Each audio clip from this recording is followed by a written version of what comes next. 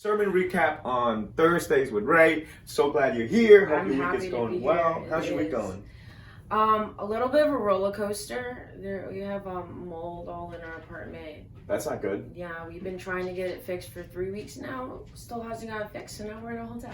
Nice. So, well, at least you're enjoying the hotel breakfast. Exactly. And coffee. Oh my goodness, the coffee was so good this morning. But because of COVID, they give you like packaged muffins and the pre-boiled eggs. And nasty. Yeah. But it's fine. I used to like the muffins and the coffee. Relaxing. Met some nice people. Yeah, there you go. Yeah. So let's rock and roll with the recap here. So we're going through a series on worship, and we're singing a lot of hymns, toning it down a little bit, and just a recap from this past Sunday. Tracy was our guest speaker.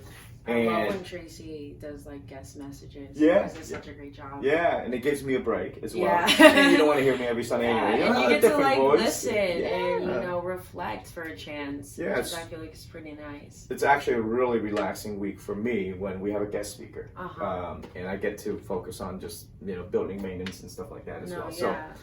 So what did your thought on what is worship or what Tracy was talking about? I thought it was very interesting. I love the way he kind of started the message talking about what to ask on a first date.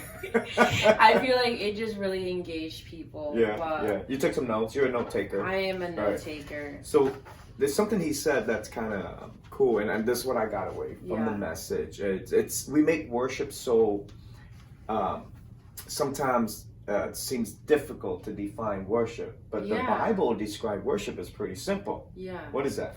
I wrote it down. There you go. Worship is the man's response to God's revelation. Yeah, worship is just man responding to God's revelation. Worship is a conversation with God. It's not just one-sided. It goes both ways. Yeah. Which is something, that's like probably one of the main things I got out of it is worship is a conversation, just how you and me are conversating. Yeah. We use worship to conversate with God.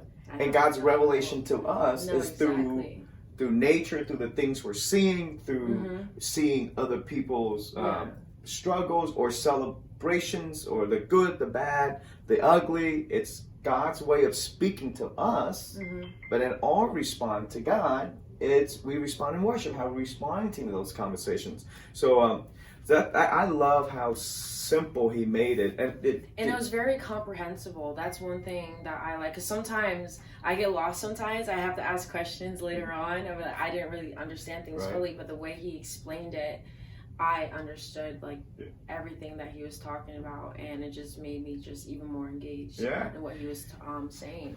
And so I really enjoyed it. Me too. And one of the things that he talked about was how a lot of people interpret church worship as like the singing part. No, exactly. Right? When you think of worship, you think of singing the hymns, singing all the songs, but that's not all what worship is. Right. It's the whole conversation from walking through a church door to a greeter, to a welcome, to communion, to singing, to giving, announcement. Even in the announcement, it's conversation with God, or God's conversing with us, because maybe he's asking us to participate, to volunteer. Now, and it got me. It got me thinking about how much detail actually goes into the church, because he was talking about how you want everything about your church to lead to a conversation, help with that conversation with God.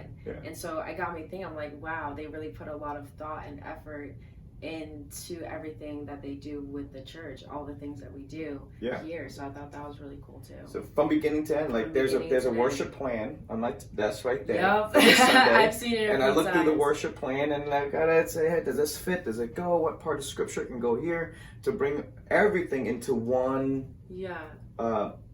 Ending, I guess. It's big and it goes down this small.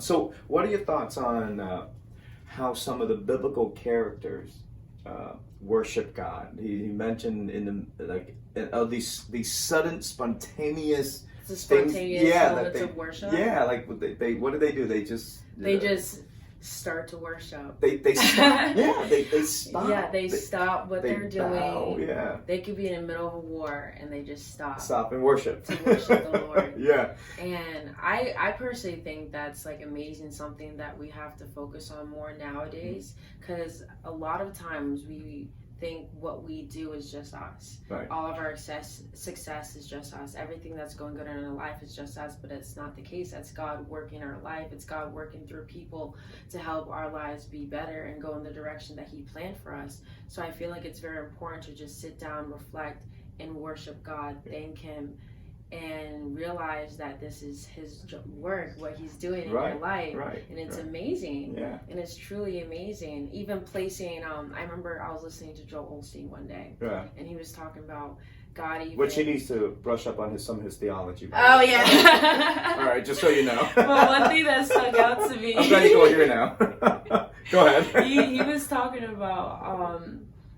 how even the families that we are born into is never a mistake. It's part of God's plan. Yeah. And so just, there's so many things that we can just stop, reflect, worship, and just thank God for throughout our day. It doesn't have to just be Sunday mornings and things like that. Singing a song, you can worship in your car on your way to work. Yeah. Sometimes I put on my headphones at night, lay in bed, and just listen to some a sermon or a short scripture or a song or whatever it may be. But don't forget to stop in spontaneous worship and recognizing who God is and the way He speaks to us through His creation, through circumstances in our lives and through other people as well. So in short, worship God in all that we do. Any words of last encouragement here? Don't be afraid to just worship God. Don't be afraid of what people may think, because it's a relationship between you and Him, you know, and it's an A-B conversation. Don't worry about what anyone else thinks. Just worship God and just recognize the conversations that you have with them.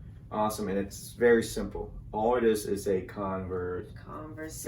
Something we do every single day. That's right. Hope you guys have a great day and have a great weekend. We don't see you, and happy 4th of July as well. Yes, happy 4th of July, fireworks. Everyone. Pew, pew, pew, pew. Woo, I'm not allowed to use fireworks. I lost that privilege. Did you? What happened? What did you do? Do you mind sharing? Yes, so last year, before that, I was never allowed to use fireworks.